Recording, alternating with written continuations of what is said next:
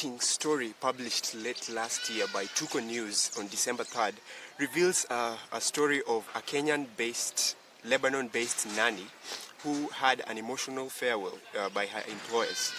Well, this story sparked off a lot of sensitive reaction from the netizens in the country, and this is what we're about to discuss here this morning. And I'm with my interviewee here. My name, first of all, is Magina, and my interviewee's name here is Agnes.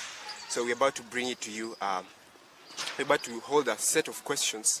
We want to discuss, we want to dive into this story, get to understand the reaction and the response of this nanny and why it prompted her to actually get where she is at this point. Okay, so let's get started. So, Agnes. Yes. Well, I believe we've all heard the story of the Kenyan nanny, Yes. who is in Lebanon so far. Sure. And whatever happened, well, it sparked off so much strong reaction from the netizens in the country. Yeah. And we got to hear a lot of her since late last year. There have been developments of the story so far also about her reaction towards like coming back to where she was working. Many netizens asked questions why she returned to her former employer even after she received better opportunities to go build her life. Yeah. So I just proceed to ask you questions. And number one, I'd ask you, would you think it was the best decision for this nanny to actually return to her employer even after receiving a very good opportunity to go build her life? For me, I can say no. It wasn't a good decision since this lady is getting old. And right now, he had many chances to open her doors and establish herself. So I think she should come back and then stay with her kids, take care of her kids, at least for once they feel that motherly love, all right? And then also, she could take any chances possible to make her, to grow her life, you see? Like she's been there, she won't be there until she gets old. She needs to take care of the other side of her life. Yeah, so I don't think it was a good decision. Quite interesting indeed. So I would proceed to also ask this question. What would you think, let's say, if you are in her shoes? Let's assume you are a nanny yourself and you got this opportunity to actually go work for someone else outside, let's say outside your own country, and maybe also find yourself in this kind of situation that Rosie found herself. What would you have done so far? Okay. First of all, when I come back from that place, you know, in that place, you don't have the freedom you have to have. Like there, you're just working for these people. You are just offering services for these people. You have left your family behind, right? Like your kids and your mother and stuff. So me, if I could get that chance to come back to my home country, I wouldn't go back again. Interesting, Yeah. because so far we've heard that Rosie has very young kids. Yeah. Well, they are quite of age at some point because she has like 3 kids, Yeah, 3 and kids. I think the oldest is 16, the youngest is 4, Yes, and she's the one 18. at the middle is probably 6. And we also had stories of her coming from a toxic marriage. So I'd also ask you, would you think that maybe her return was influenced by her unresolved feelings, maybe of brokenness in the marriage? Okay, looking on the other side, it might be one of the cause that she made her go back. But no, it shouldn't be the cause because, like now, she doesn't need a man to live.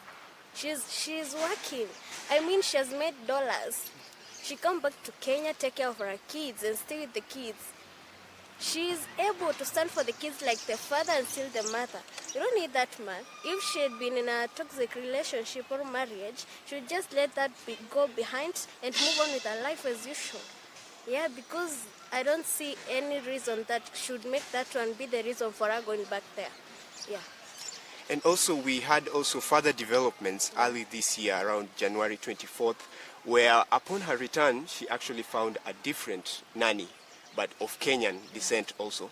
So how would you think she felt when she came back expecting to maybe find the place empty, but found another worker instead? What would you think would be going on in her mind right now?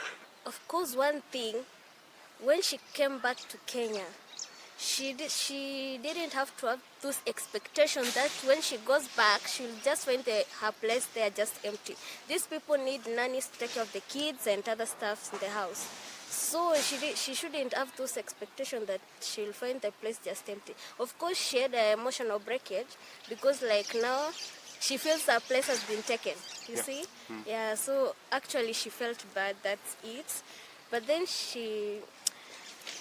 at least now I know she thinks that she should have remained back in Kenya. Yeah. Okay, another question. Have you heard of a syndrome? There's this syndrome that was very popular back in the 19s. It was called Stockholm Syndrome. Have you heard of it before? Yeah, sure. You've heard of it before. So it's a situation of the mind where a victim falls for the captor. Yeah. Let's assume it's actually a real story that happened in Norway, where there was this lady who was captured by robbers, 3 robbers who were robbing a bank. And it turned out, interestingly enough, that she fell in love with one of them and even helped them escape. So would you try to maybe put Rosie in this situation where she does not understand maybe what freedom is, and even presented with an opportunity like to go establish her life, build her life overseas, get to learn how to actually make means or make ends meet? Would you say that this was maybe something that happened to her? I guess it might be because like when you stay with some people and they're taking care of you, they're showing you love, you create that bond and there's affection. So like you can feel like some part of you is being taken away when you part from them, and then you need it back. So that's triggered her also to go back. So I think that's also affecting her because like she was so determined to go back again. Yet she has got her kids in Kenya. Like you need to ask yourself, does she miss them? Yeah. So I think she has got that syndrome, home stroke syndrome. Yeah. That's why she went back, because she got that affection and bond and love for those people. Well, thank you so very much, Agnes, for this brief interview. Well, that was the story from what we had that took place actually late last year, but there have been developments of it so far. That's why we decided to cover this story, because netizens were asking questions. What was really happening?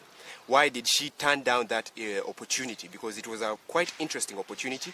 It was enough for her to build her life for her kids, because the initial reason why she went overseas was to actually get means to actually establish her life and grow her family together with her kids. So I believe that's it for today. Thank you so much for joining this interview.